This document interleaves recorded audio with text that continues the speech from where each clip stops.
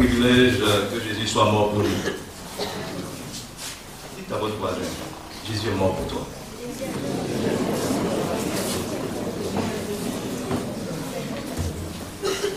Non, demandez à votre voisin, est-ce que tu l'aimes?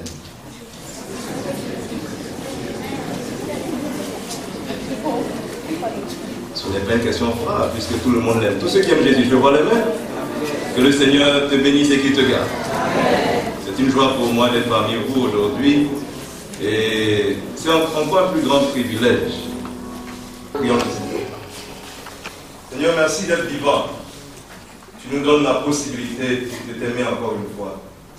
Oui, tu es mort à la croix et ce matin tu nous appelles à venir à tes pieds. Nous y sommes. Prends pitié de nous, pauvres pécheurs. C'est une grâce si nous sommes encore ici.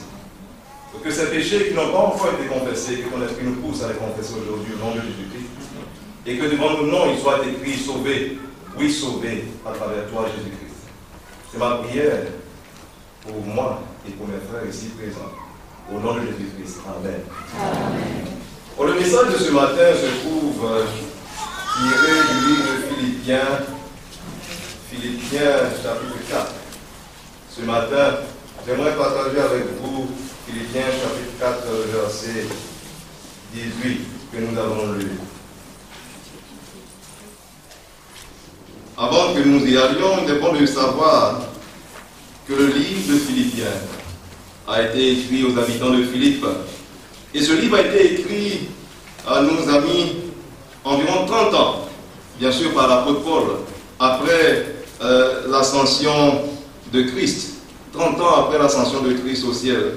Ce qui fait environ 10 ans après que l'apôtre Paul ait premièrement prêché à Philippe. Et vous pouvez comprendre donc que le christianisme était encore nouveau. Jésus était mort il n'y avait pas longtemps. Et les choses étaient toutes nouvelles. Les anciennes religions, oui, les gens de Philippe étaient colonies de Rome. Ils avaient beaucoup de dieux, plein de choses qu'ils faisaient. Mais toutes ces anciennes religions, tout ce qu'ils suivaient, ne les aidait pas. Ils se posaient beaucoup de questions. Quelle est la vérité? Oh, mais gloire soit rendue à Dieu. L'évangile lui-même est venu, Jésus-Christ. Il est venu et ils ont entendu parler de lui. Ils l'ont certainement vu pour certains. Et ils ont pu voir la vérité à travers un homme. La vérité à travers un homme qui n'est pas juste une personne, mais qui est le Fils de Dieu. Alléluia. Amen. Au peuple de Dieu, pour la première fois, ils ont vu la perfection. La perfection. Et ils vivaient pourtant dans un monde où l'avarice et tous les maux que nous voyons aujourd'hui grandir, n'est-ce pas, la cruauté, toutes ces choses existaient déjà. D'ailleurs, tous avaient peur des Romains. On les considérait comme des gens qui étaient du fer, très durs. Et les gens aimaient le monde. C'est pourquoi l'apôtre Paul pouvait dire, n'aimez point le monde ni les choses qui sont dans le monde. Peuple de Dieu, voici un peu nos amis de Philippe, les Philippiens. Voici qui ils sont. Et quand l'apôtre Paul commence à écrire, c'est une lettre d'ami à ami. Une lettre un peu d'amour, tout comme la Bible en elle-même. Et donc quand il commence, bien sûr, vous savez, quand il commence à parler, il salue toujours les saints. Ce matin, je vous salue encore, saints de Philadelphie. Et il commence par montrer ses sentiments affectueux, oui, pour les Philippiens, à cause de quelque chose d'intéressant, à cause de leur attachement à l'évangile. Il est content parce qu'il s'attache à l'évangile, à la parole de Dieu, rien qu'à la parole de Dieu. Il avait dit d'être comme les Béréens, vous vous souvenez, qui après avoir entendu, font quoi? Ils vérifient. J'espère que vous vérifierez tout ce que je vous dis, parce que c'est la chose que vous pouvez faire, et cela vous aidera. Et voici, il nous dit déjà dans le chapitre 1, il dit, et ce que je demande dans mes prières, c'est que votre amour augmente de plus en plus. C'est valable pour vous et pour moi. Que votre amour augmente de plus en plus en connaissance et en pleine intelligence.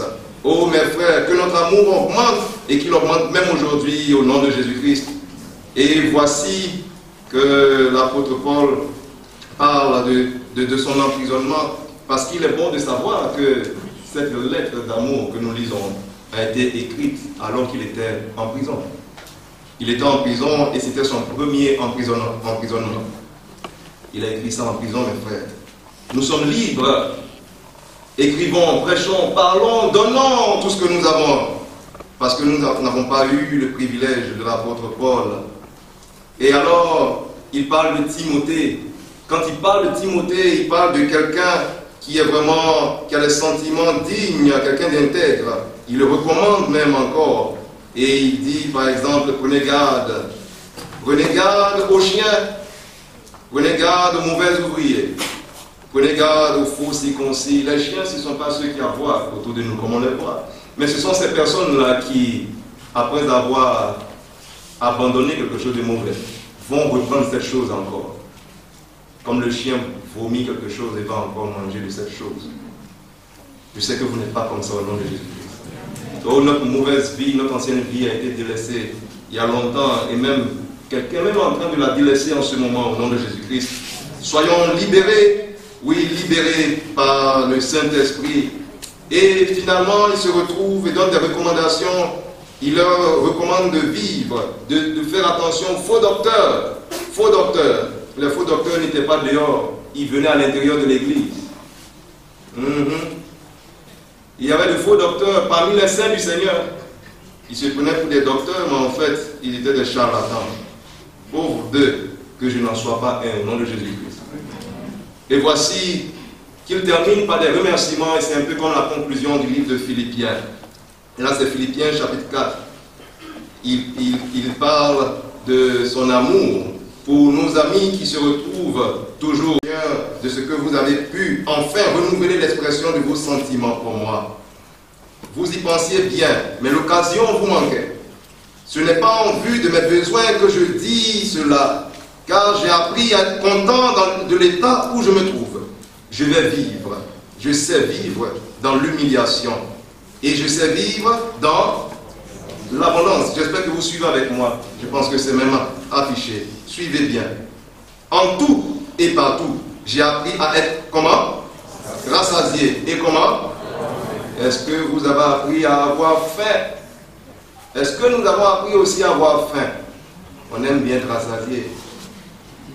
On va voir à midi comment ça va se passer. À être dans l'abondance et à être dans la disette. Et c'est là qu'il dit, je puis tout, vous connaissez bien ce passage, je puis tout par celui qui me fortifie. Parce qu'il m'a appris que même dans le puits, il est présent. Et ce n'est pas Joseph qui dira le contraire. Cependant, vous avez bien fait de prendre part à ma détresse. Vous le savez vous-même, Philippiens, au commencement de la prédication de l'Évangile, lorsque je partis de la Macédoine, aucune église n'entra en compte pour moi, pour ce qu'elle donnait et recevait. Vous fûtes les seuls à le faire, car vous m'envoyâtes déjà à Thessalonique et à 2 reprises de quoi pourvoir à mes besoins. Ce n'est pas que je recherche les dons, il précise bien, mais je cherche le fruit qui abonde pour votre compte. J'ai tout reçu et je suis dans l'abondance. J'ai été comblé de bien en recevant par Épaphrodite ce qui vient de vous, comme un parfum de bonne odeur, un sacrifice que Dieu accepte et qui lui est agréable. Et mon Dieu, il fera quoi? À tous vos besoins selon sa richesse, avec gloire en Jésus-Christ. Et il dit à Dieu notre Père, Dieu et Père, soit la gloire au siècle des siècles. Ainsi soit-il, puisqu'il a dit Amen. Peuple de Dieu, la méditation d'aujourd'hui a pour titre le vrai don. Le vrai don. L'apôtre Paul était en prison, serviteur de Dieu. Il s'est retrouvé en prison. Mais voici que, à part la présence du Seigneur, il a apprécié la sympathie de ses frères. Il est bon de souligner que nos amis de Philippe ont été les seuls dont il a accepté les dons. Il a accepté les dons pour une simple raison. Parce que ça venait d'un cœur sincère. Aujourd'hui, les cadeaux, les dons corrompent les hommes, n'est-ce pas? Certaines personnes vous envoient quelque chose, mais c'est pour que vous puissiez fermer la bouche. Pour que même les yeux soient fermés et que vous marchiez comme des aveugles. Dieu ne nous a pas créés aveugles, mes frères. Et personne d'entre vous ici ne rentre dans ce jeu parce que nous sommes des enfants du Seigneur Jésus-Christ. Oh, l'apôtre Paul était très content parce que nos amis, les Philippiens, ils nous démontraient ce que Dieu veut qu'on démontre. Quand nous sommes tristes, quand nous sommes dans des situations difficiles, le Seigneur est toujours là pour montrer sa sympathie. Amen. Oh, souvenez-vous du prophète Élie qui était en fuite et qui s'est retrouvé quelque part dans cette grotte. Dieu est venu, il ne l'a pas oublié. Il buvait de l'eau, n'est-ce pas, du petit fleuve qui était là. Et en plus, il recevait de la nourriture. Je ne sais pas si c'est de Sococé que cette nourriture venait. Dites-moi, c'est ça, Sococé? Non, c'était... Non, attendez, si on le trouvait, c'était McDonald's. Non, je ne sais pas. L'Atlantique, qui vendait la checker en ce temps. Ah, mais ça venait de qui? Un corbeau. Dieu envoyait un corbeau. Un animal même impur. C'est lui que Dieu a utilisé. Il a envoyé la nourriture là où son serviteur avait besoin de nourriture. Et mon Dieu pourvoira tous vos besoins. Oh, c'est merveilleux. Les gens de Philippe n'ont pas attendu qu'on leur demande quoi que ce soit. Non. Ils ont commencé à donner. Il était déjà en Thessalonique, une capitale de Macédoine. Et ils ont commencé à donner. Ils ont donné de tout leur cœur. Ils étaient les premiers d'ailleurs à donner. L'apôtre Paul a refusé les dons de certaines personnes. Il a refusé. Il voulait les encourager également à servir Dieu sans être paresseux. Donc il leur montrait l'exemple. Faiseur de tente. Oh, ces gens-là n'ont pas attendu que quelqu'un commence. Ils ont montré l'exemple. Voici comment il faut donner. Et il faut donner. Il y a plus de plaisir, plus de joie à donner qu'à recevoir. Oh, mais combien de fois parfois c'est dur de donner? Parfois c'est dur. Mais le Seigneur nous aide. Il n'était pas fatigué de bien faire. Parce que quand on lit la parole de Dieu, ils ont envoyé des dons au pasteur, à l'apôtre Paul, 2 fois déjà à Thessalonique, et une 3e fois encore quand l'apôtre Paul est parti à quitter la Macédoine. Et maintenant, comme on lit ici, ils envoyaient Épaphrodite pour lui apporter des dons. Il était où, vous vous souvenez? En prison. Quand il était libre, ils étaient avec lui. Et même quand il est en prison, il va là-bas. Il y a des frères qui sont en prison. Certains de nos frères qui sont en prison, ne les oublions pas. Est-ce qu'on prie encore pour notre ancien Ama, Bruno Ama, qui est en prison injustement, dans la prison de Lomé? Innocent, mais en prison. Dieu seul nous expliquera ces choses. Il faut qu'on aille au ciel pour comprendre. Alors ils ont demandé sans qu'on ne leur demande. Et il dit, mes amis, je ne cherche pas vos dons. Il a bien dit, nous l'avons suivi. Il dit, ce n'est pas en vue de mes besoins que je dis cela, car j'ai appris à être content. Oui, j'ai appris à me contenter de l'état où je me trouve. Il y a certaines personnes qui disent, et c'est très intéressant, pasteur, tu es payé pour prier, donc toi prie.